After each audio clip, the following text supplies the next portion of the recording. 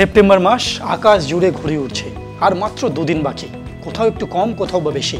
আগে হ্যাঁ, আর দুদিন পরেই বিশ্বকর্মা পুজো। আর বিশ্বকর্মা পুজো মানেই সারা দিন ধরে ঘুড়ি ওড়ানোর উৎসব। বরাবর বিশ্বকর্মা পুজোর সপ্তাহ দুয়েক আগেই কারখানাগুলিতে সাজো সাজো রব পড়ে।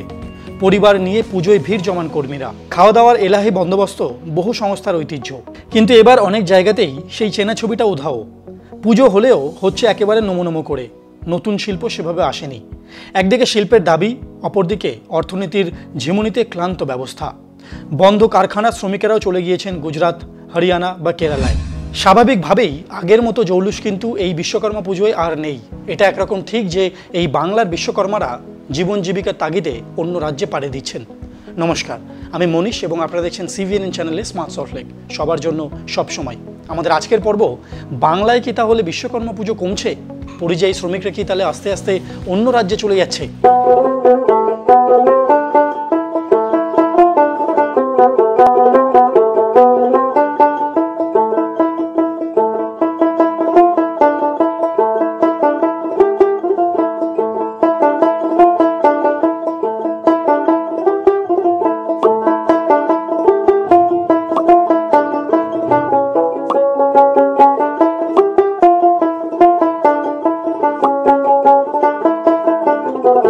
আসানসোল, দুর্গাপুর থেকে ব্যারাকপুর বা হুগলির নানান শিল্পাঞ্চলে বিশ্বকর্মা পুজোর সংখ্যা কমছে প্রতি বছর।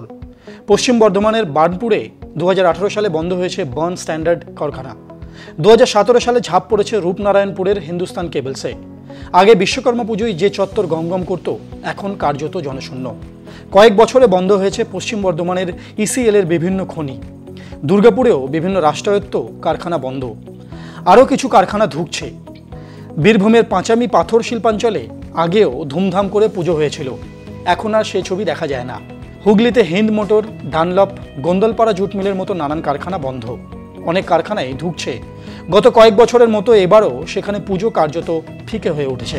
এই ছবিটাই আরও বেশি পরিষ্কার হয়ে ওঠে যখন খোঁজ নেওয়া হয় প্রতিমা শিল্পীদের কাছ থেকে। তাদের মতে আগে যেখানে শয়ে শয়ে প্রতিমা বানানোর বায়না পড়তো পটুয়াপাড়ায়, এখন সেখানে মাত্র 2-1 জন ছাড়া আর বড় প্রতিমা নেওয়ার বায়না দিচ্ছে না পটুয়াদেরকে। সবাই এখন ছোট ছাঁচের ঠাকুরের প্রতি বেশি ঝোঁক বাড়াচ্ছে। বিশ্বকর্মা পুজো বেশিরভাগ কলকারখানাতেই বন্ধ হয়ে রয়েছে।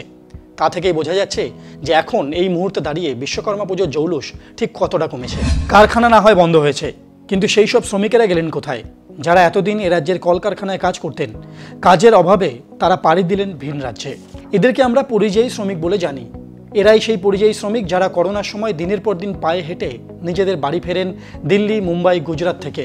রাজ্য সরকারের হিসেব অনুযায়ী পশ্চিমবঙ্গের 22,40,000 শ্রমিক ভিন রাজ্যে গিয়েছেন কাজের জন্য। কেরালা, গুজরাট, রাজস্থান, হরিয়ানা, উত্তরপ্রদেশ ও অন্যান্য রাজ্যে কর্মরত এই শ্রমিকেরা, সেখানেই তাদের রুজিরুটি। মালদা ও মুর্শিদাবাদ থেকে এখন অনেক শ্রমিক অন্য রাজ্যে গিয়ে স্থায়ীভাবে বসবাস করতে শুরু করেছে। রাজমিস্ত্রি, জোগাড় বা অন্যান্য কাজের সঙ্গে যুক্ত এই শ্রমিকেরা। এদের মধ্যে আবার অনেকে জড়ি, সোনার গয়না বা কাচের কাজও জানেন।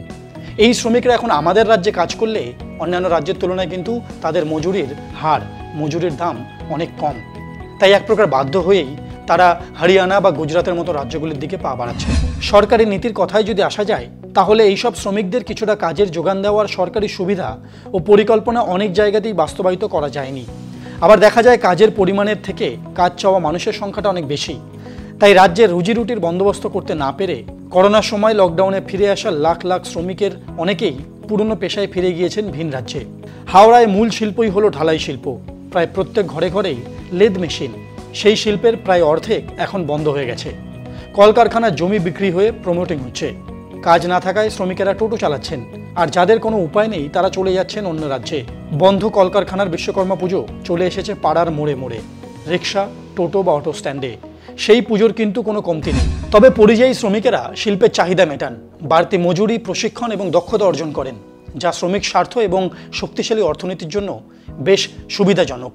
আমাদের ভারতীয় সংবিধান অনুযায়ী প্রত্যেক নাগরিককে যে কোনো রাজ্যে গিয়ে কাজ করার অধিকার দেওয়া হয়েছে। তাই সর্বভারতীয় ক্ষেত্রে এই পরিযায়ী শ্রমিকদের গুরুত্ব কিন্তু বেশ রয়েছে। তাই আমাদের এই বাংলা থেকে যে বিশ্বকর্মারা অন্য রাজ্যে চলে যাচ্ছেন, তারা যতই চলে যাক, ভারতীয় অর্থনীতির জন্য তাদের ভূমিকা কিন্তু কোনোভাবেই ছোটোভাবে দেখা যায় না। আমাদের আজকের পর্ব আমরা এখানেই শেষ করব। আপনারা আশা করি আজকের পর্বকে উপভোগ করেছেন। ভালো থাকবেন, ভালো রাখবেন এবং অবশ্যই দেখতে থাকুন সিভিএনএন চ্যানেলে স্মার্ট সল্টলেক, সবার জন্য সব সময়। নমস্কার।